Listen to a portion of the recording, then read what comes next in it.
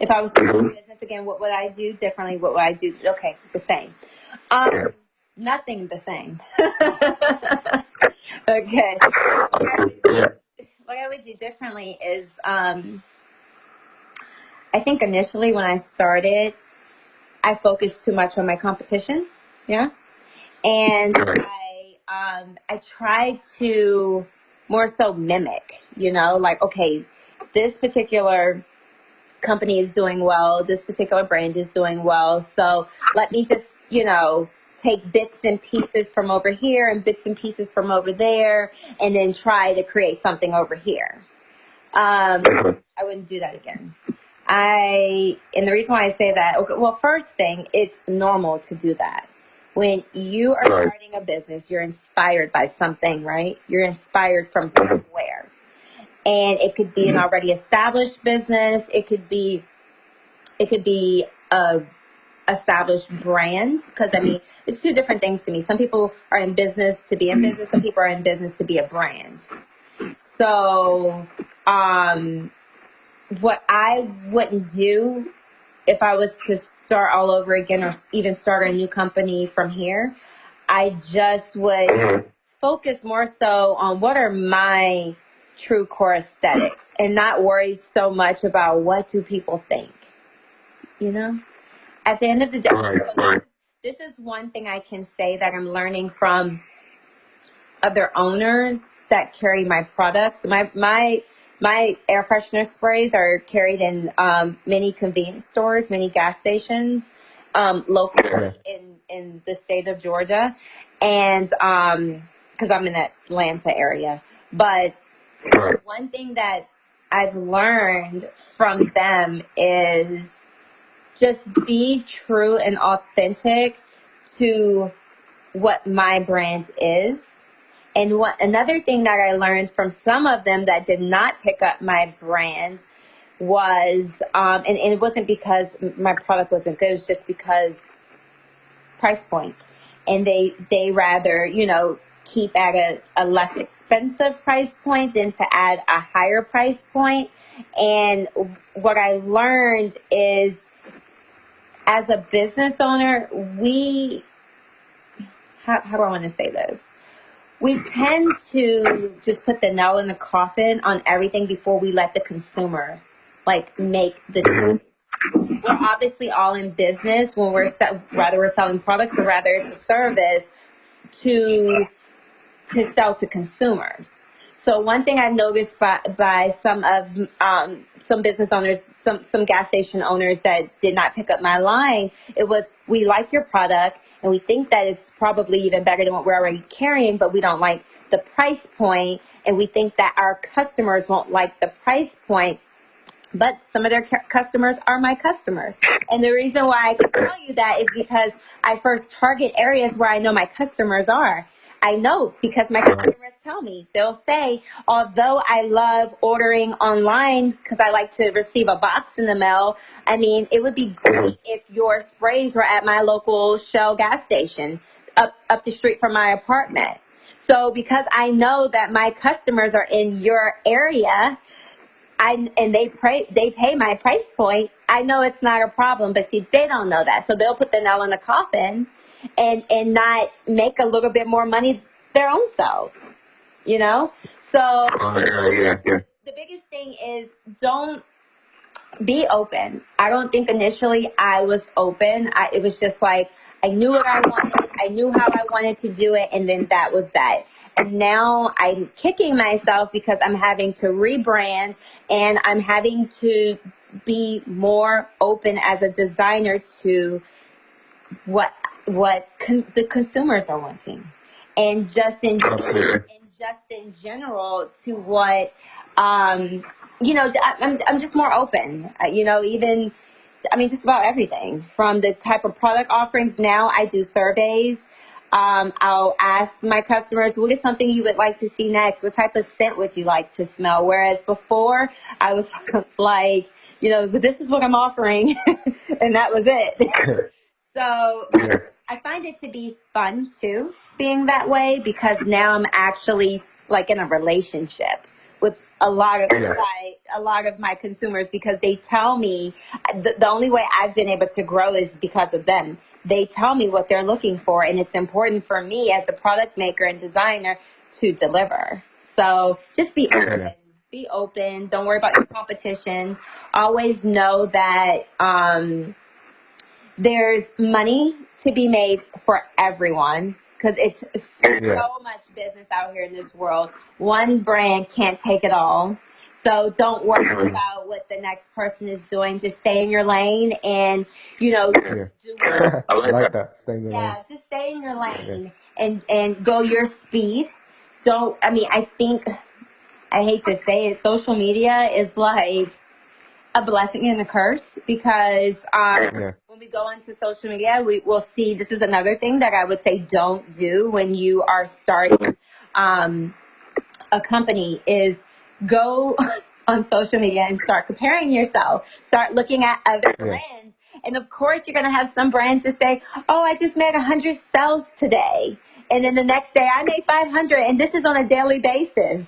Like, no, it's not. you, It's not. Yeah. you have to know that. So don't let Yeah. that get in your psyche. Just stay focused Yeah. and true to what you're doing. Put your blinders on and just, like I said, stay in your lane. You know what? There's something that you just said. So, a couple points. So, when you talk about not worrying about what other people think of you, that's very much key to being successful. Because I always talk about that sometimes you find that people reflect their views onto you. So, you will know what you're capable of. So you're capable of achieving whatever you put your mind to. You're full of greatness and all this. But sometimes when you share your story and your vision of what you want to achieve, people will tend to reflect their fears onto you, and so they put things in their own perspective to say, whoa, that's a bit too much, it can be a bit too challenging because I can't see myself doing it. And so they voice that out to you, because that's from their perspective, yes, it is a challenge, but you don't decide. And also about staying in the lane, that's such a key point to remember, that each one, we all have our own paths, our own journeys. You've got to stay focused in this game if you want to be successful, not to be distracted by other people's social media malarkey. It's not the true story. People will show you what they want you to see, and that's the truth. So, so it's very much all about staying focused. Obviously, in terms of competition, I think it's good to be aware of what your competitors are doing. It's good to know what's going on in the market, because then that way it allows you to have your unique selling proposition. So, what makes you stand out? What are the competitors doing so well that I perhaps adapt to my own way and develop on that? And then also what their weaknesses, so then you can use that as an advantage to advance your own business or agenda of what you want to achieve. But certainly not using them as a reflection on how successful you should be, almost like a skill bar, because they have their own problems, but you might not know there might be £1 million debts that you don't know about, but everything looks amazing. Right. So really good points there. Right. Just know how you're using your competition. Like I said, when I first got started, it was just like, oh, I need to look like this over here because they're doing well, and I need to look like that over there because they're doing well. And I don't feel like it was my true brand aesthetic. And again, now we're going 5 years later from that point. I'm now becoming who I am. So which in turn makes me like my business more.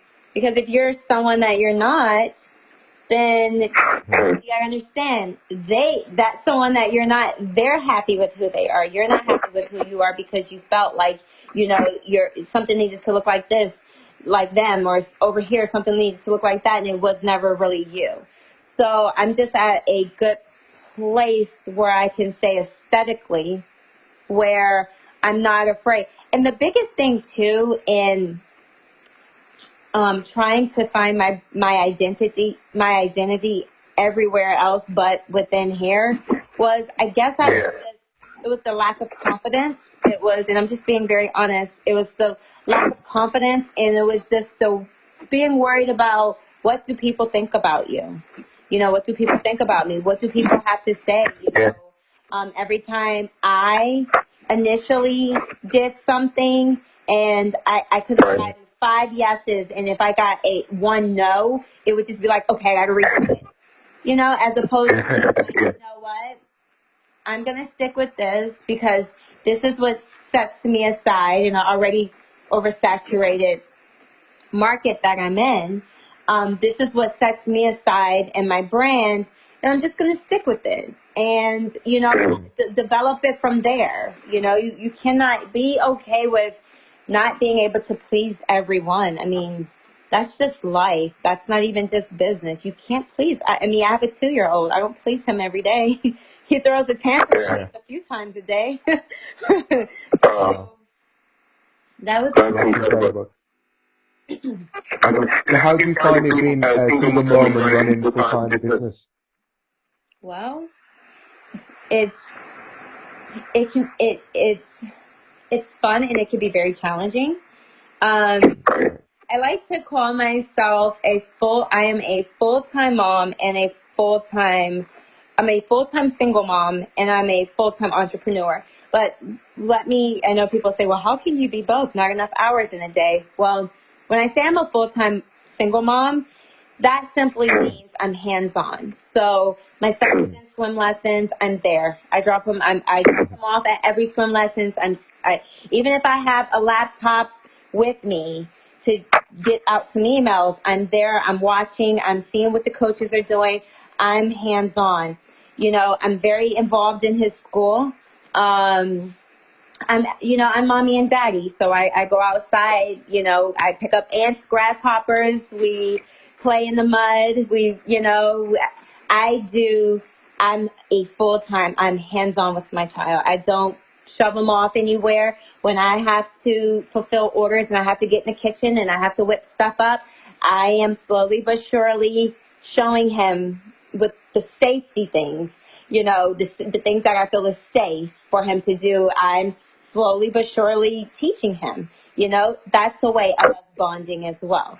I'm not saying, you know, go sit over there or, shooing him off. I got it. You know, you're slowing me up. I don't do that. I incorporate it. So when I say it's challenging, the challenging part is the juggling of the two. Okay. It just. I'm gonna.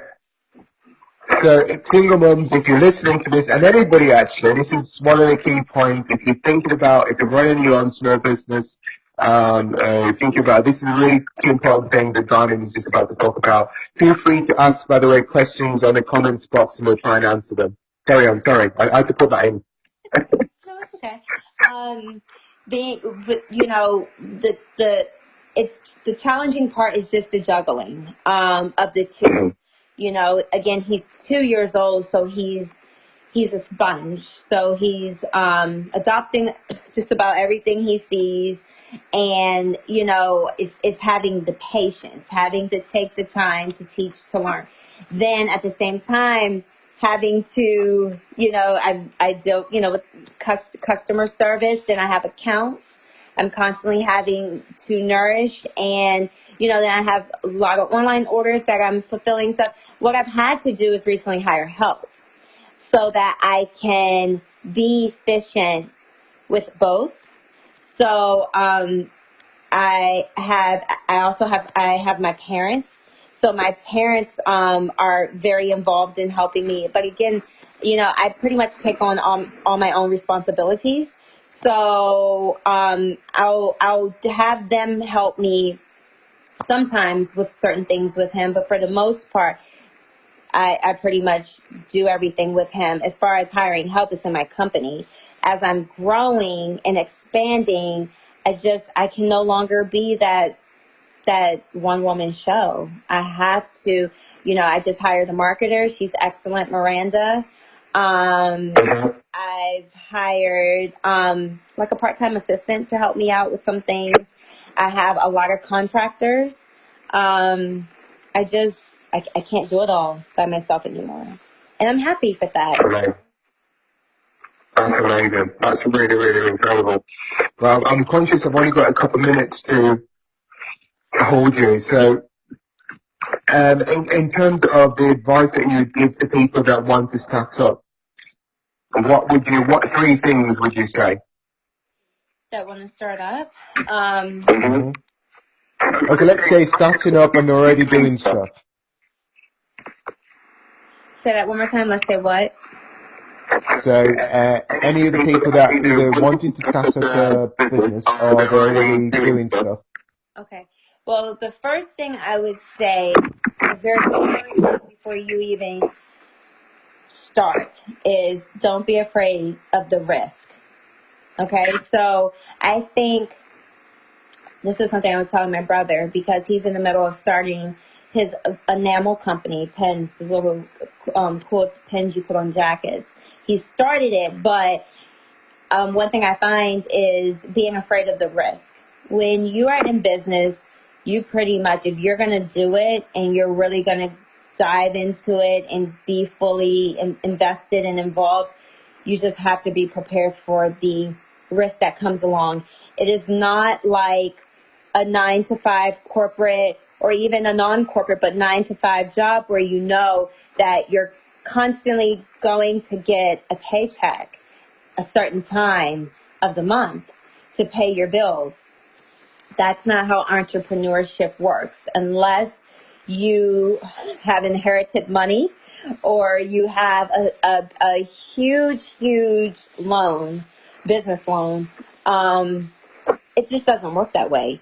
You cannot be in business for a solid 3 months and think right then and there you're going to see a return in your investment. That's not how it works. So the very first step is the psyche. It's psychological. First, you have to be comfortable with being able to, and it's so weird to say this, no one's comfortable with taking risks, but you have to be able to do that. You have to have a lot of patience and knowing that the return, the ROI, the return on your investment is going to happen at some point. For some people, they hit the jackpot. It happens in less than 6 months. For others, it takes 5 to 10 years. You know, that's what they say. Give yourself 10 years in business before you just throw in the towel, if you're going to throw in the towel, so that you can see that business is an up and down gamble, to be honest. So, that's the first thing I would say. The second thing I would say is, if you can, it's always good to brand yourself from the beginning. I do understand that sometimes you might not have the cash flow to do it, but if you can do simple little things, whether you are a product-driven business or a service business, just do simple things to set yourself up, set yourself apart from, you know, other, your competitors, I guess, in other words, or, other companies. Set yourself apart by it's just little things that consumers really, really take to and that they really like, shows that you care. And then the third thing I would say, in getting started, I'm trying to think back when, I focused on, I focused a little bit on branding, but I would have done it if I was to do it all over again. I would really focus on branding in the beginning, and then let me see, what else did I do? Have some sort of presence. I think that that's important. Rather it's you starting a blog or a website, whichever is more comfortable for you. You don't have to get started with business with a website. I mean, it can be really, really overwhelming. So just so that you will get started and not put it on the back burner, I would just say, even if you just blogged about certain things where you can send people want to be able to see your work. So if you can just send them somewhere so that you can get started with your first sale or your first, if it's a service, your first customer. I think that that's good. Amazing. Wow. That's absolutely incredible. That's really, really insightful. So guys, if you're watching this, hi Peter, hi Nicole, hi Sarah, hi Danny, thanks for joining. If you're watching this, make sure that you're writing things down, really good practical steps that Diamond has been through. And especially there's no magical trick to this. It's all about taking that leap of faith, and she's saying, I always say you will make mistakes. It's okay to make mistakes. In fact, if you make mistakes, better the earlier you can make the mistakes, even much, much better. So let's do this. We wish you every success. But one key thing I need to find out from you, how can people find out about your business? Do you ship your products this part of the world, in the UK and other parts of the world, or is it only UK based, USA based? No, I ship worldwide. So Okay. I have two shops. If you're familiar with Etsy, it's a handmade, handcrafted community. So, Yeah, I know. Yeah. Etsy. So I have a shop on there. It's giotti.etsy.com, and you spell Giotti GEHATI and then .etsy.com. I've had to master that one. And then I have my regular website, and that's just www.giotti.com. Yeah. That's amazing. That's absolutely brilliant. That's really, really good. Thank you so much Well, thank you for having for me. taking the time to do this. Honestly, and I'm sure the people watching this and the people that'll be watching after tomorrow really appreciate you taking the time to share some of your. Is there any last things that you want to say before? Yes, I was just thinking about this as you were talking. Okay. One last thing. I was watching Good. on Netflix. Feel free to say more. I'm sorry? Feel free to say more stuff. Loving it. I have a meeting to run to in about 45 minutes. Okay. I was thinking, I think that this would be good for anyone out there, just a little bit of inspiration. I was watching, and I'm going to paraphrase this as I say it. I was watching the story on Walt Disney and how he came up with Mickey Mouse and the whole idea behind Disney itself. It's a like autobiography. It's on Netflix, and he went through a lot of struggles before he finally hit. And there was somewhere on there, I want to say it was either on the movie or maybe I just read it somewhere. But one of his biggest mottos was failure breeds success. So it's okay. It's okay. As a matter of fact, if you fail, then that must mean success is right around the corner. So get excited about it. As weird as it is.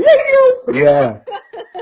Just get excited. Like, oh my God, I felt at that. That means that success is right around the corner for me. That's right. That's amazing. That's it. This is it. Thank you so much, guys. Make sure you check out www. Is it Gatti? No, this is where Giotti. Giardi. That's GEHATI.com. And also an SC as well. So they're absolutely amazing. Thank you so much for your time, Diamond. Hopefully we'll be able to have you again and discuss more some of your tips. But from the rest of us in the UK and around the world who've been watching this, we really want to appreciate your time and wish you every success Thank you. with your business. Thank you so much. I had a good time talking with you guys. So fantastic. And now people will be able to buy some of your stuff, and we'll keep plugging it around this part of the world. And so I'll be in touch anyway after this call, and then we'll finalize some things and whatever. That's so awesome. I appreciate it. Take care now. Bye bye. You too. Bye bye.